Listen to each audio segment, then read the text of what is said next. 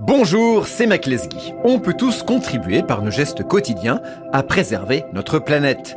Dans En voiture vers le futur, une série de podcasts imaginée par Volvo Cars France, je vous propose de découvrir comment rendre nos moyens de déplacement moins polluants et donc plus respectueux de l'environnement.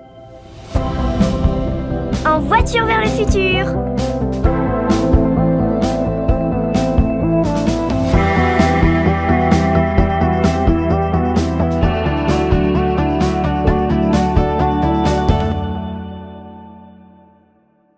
Après avoir vu dans les épisodes précédents que les transports en général et les voitures en particulier polluaient, et avoir fait le tour des solutions à notre portée pour que nos trajets polluent le moins possible, nous allons tenter de répondre à la question « Se déplacer en polluant moins coûte-t-il plus cher ?» Rose, est-ce que tu as une idée ? Je pense que oui, ça coûte plus cher parce que pour fabriquer des voitures qui polluent moins, il faut plus de matériaux et aussi réfléchir à des idées. Rose, on va voir tout cela en détail. Rappelons tout d'abord que se déplacer ne se résume pas à se déplacer en voiture. Nous avons à notre disposition toute une palette de moyens de transport, du vélo à la voiture, en passant par les transports en commun, les bus, les trains, les trams ou le métro.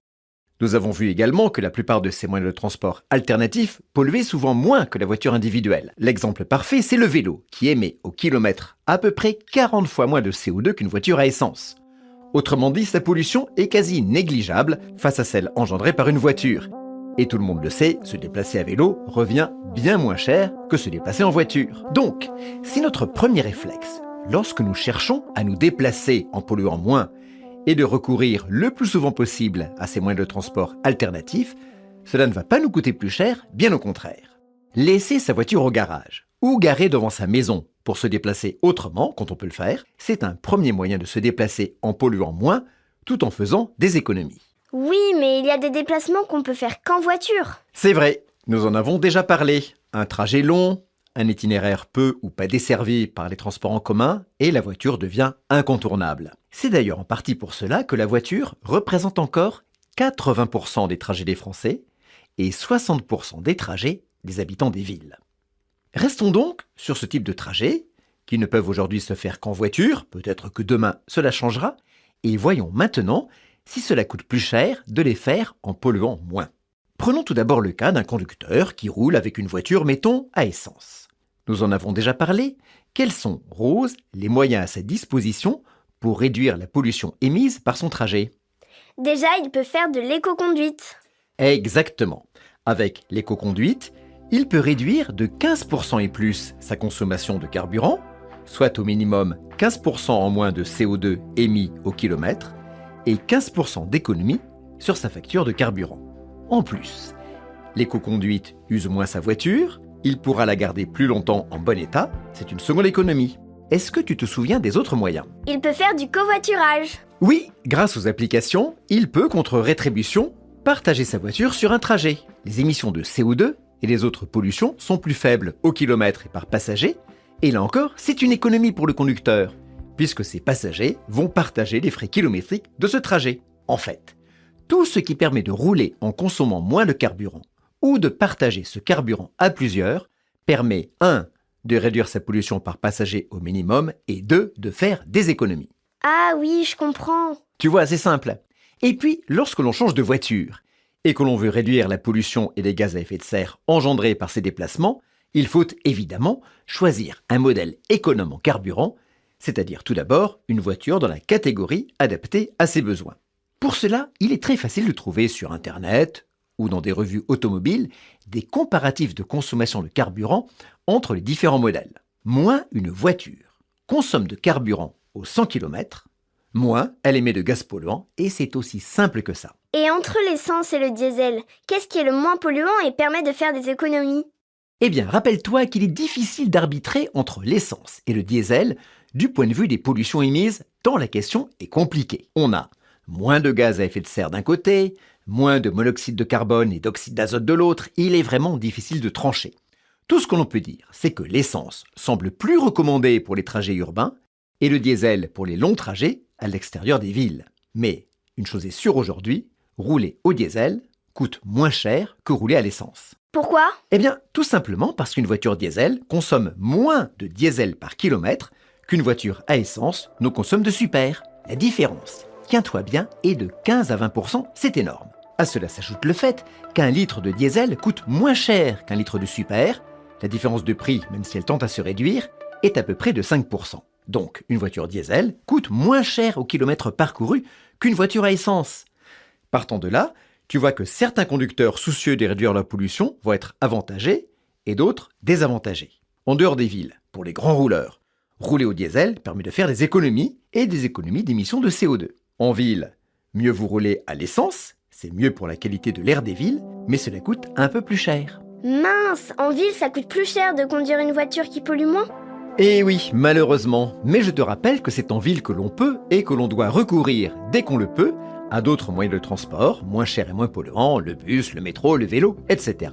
Et puis, il faut bien sûr que l'on parle des voitures hybrides et des voitures électriques, et notamment de ces dernières, puisque nous l'avons déjà vu, elles sont particulièrement adaptées aux trajets du quotidien, comme ceux que l'on effectue dans les agglomérations. Mais je crois qu'une voiture électrique coûte plus cher qu'une voiture essence ou diesel. Et tu as raison, un véhicule électrique coûte sensiblement plus cher qu'une voiture thermique de même catégorie. La raison principale en est que les voitures électriques sont encore produites en petite série, tandis que les voitures thermiques sont produites en masse. Or, plus un objet industriel est produit en un grand nombre d'exemplaires, plus son prix baisse à l'unité. C'est ce qu'on appelle l'effet de masse, dont ne bénéficient pas encore aujourd'hui les véhicules électriques. Mais le prix d'achat n'est qu'une des composantes du prix d'un véhicule. Il faut lui ajouter le prix du déplacement. Et là, l'électrique est la grande gagnante. Sur une distance de 100 km par exemple, une voiture diesel va consommer pour 6 € de diesel. Une voiture à essence va consommer pour 7,50 € de super, tandis qu'une voiture électrique ne va consommer que pour 2 € d'électricité. À cela s'ajoute le fait qu'une voiture électrique est moins coûteuse en entretien qu'une voiture thermique. Résultat, au bout de quelques temps d'utilisation, la voiture électrique est plus économique à l'usage que ses concurrentes. Mais pourquoi rouler électrique coûte si peu cher? Eh bien, il y a 2 raisons à cela. D'abord parce que, aujourd'hui, le gouvernement taxe beaucoup les produits pétroliers, ils sont pour cela chers à la pompe, tandis qu'il taxe peu l'électricité. Et la deuxième raison est que nous bénéficions d'une électricité parmi les moins chères d'Europe. Donc, pour tous ceux qui font des trajets courts, des trajets du quotidien, et qui veulent continuer à se déplacer en voiture, rouler en polluant le moins possible ne coûte pas plus cher sur la durée, bien au contraire, grâce à l'électrique. Et les voitures hybrides alors? Alors l'hybride allie les avantages de l'électrique à l'autonomie d'une voiture thermique. Donc pour toutes celles et ceux qui veulent rouler en émettant moins de CO2, c'est un choix à recommander. Mais ici encore, une voiture hybride, à taille égale, coûte plus cher à l'achat qu'une voiture thermique classique. Il faut payer 2 moteurs, un électrique et un thermique. Il y a la batterie, et là encore, ce sont de petites séries qui sont produites. Qu'en est-il maintenant de l'usage? Je te rappelle qu'il y a pour les hybrides 2 manières de s'en servir, une bonne et une mauvaise. On commence par laquelle? La mauvaise. Alors, la mauvaise manière de se servir d'une hybride rechargeable, c'est de s'en servir comme d'une voiture thermique, en faisant régulièrement le plein et en roulant principalement avec le moteur thermique essence ou diesel. Dans ce cas, la voiture, qui est très lourde à cause du poids de la batterie, consomme beaucoup de carburant au kilomètre, cela pollue et cela coûte cher. Mauvaise solution. Et alors la bonne manière? La bonne manière, c'est de s'en servir comme d'une voiture électrique, c'est-à-dire de la recharger très régulièrement, de rouler essentiellement à l'aide du moteur électrique et de ne se servir du moteur thermique qu'en cas de secours, lorsque par exemple, sur un long trajet, l'autonomie de la batterie n'est pas suffisante pour arriver à bon port. Dans ce cas, on retombe sur le cas de la voiture électrique. On pollue peu en roulant, on roule pour moins cher, puisque nous l'avons vu, l'électricité est dans tous les cas plus économique que les carburants. Voilà ce que l'on peut dire sur les différentes voitures et leurs coûts rapportés à leur pollution. Tu vois qu'il y a plein de manières de diminuer quand on roule la pollution sans que cela coûte plus cher. Encore faut-il pour cela être en capacité de changer de voiture. Oui, pour acheter une voiture moins polluante. Oui, et tu noteras que nous n'avons parlé jusqu'à présent que des possesseurs de voitures, c'est-à-dire de celles et ceux qui veulent pouvoir disposer, quand ils le veulent, de leur voiture. Mais il nous faut parler maintenant de tous ceux qui ont recours à l'autopartage, puisque c'est une pratique qui se développe et qui va continuer à se développer dans les années à venir. Tu me rappelles comment ça marche? Oui, l'autopartage, c'est ne plus posséder de voiture en propre, mais la louer juste le temps d'un déplacement. Les voitures deviennent alors des véhicules partagés par plusieurs conducteurs. Les émissions de gaz polluants au kilomètre sur les véhicules thermiques restent les mêmes, mais les voitures étant moins nombreuses que si chaque conducteur en possédait une, la pollution globale diminue. Ah oui, je me rappelle, mon papa il emmène justement des gens quand il va à Pornic. Et bien sûr, ce système est beaucoup plus économique pour les conducteurs. Là encore, on peut se déplacer en polluant moins, tout en faisant des économies. Donc tu vois, à tous ceux qui disent « Oui, moins polluer, émettre moins de gaz à effet de serre quand on se déplace, cela coûte forcément plus cher », on peut répondre « Pas forcément ». Il y a plein de solutions, on peut polluer moins, tout en faisant des économies sur la durée, et c'est tant mieux. Le plus difficile dans tout cela, je crois, c'est de changer ses habitudes. Rose, dans ma génération, nous sommes habitués depuis très longtemps à posséder une voiture bien à nous, qui est un peu notre deuxième maison. Mais nous le savons aujourd'hui.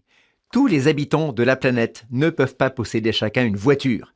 Des embouteillages aux pollutions engendrées, ce ne serait pas vivable. Les voitures, nous allons devoir apprendre à les partager, mais également à adopter d'autres modes de transport en fonction de nos besoins. Et comment on fait pour partir en vacances? Pour partir en vacances, pour voyager, comment faire? C'est une très bonne question.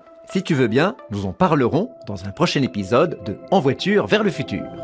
Vous venez d'écouter un épisode du podcast En voiture vers le futur, imaginé par Volvo Car France. À très vite pour d'autres questions et de nouvelles réponses. À bientôt!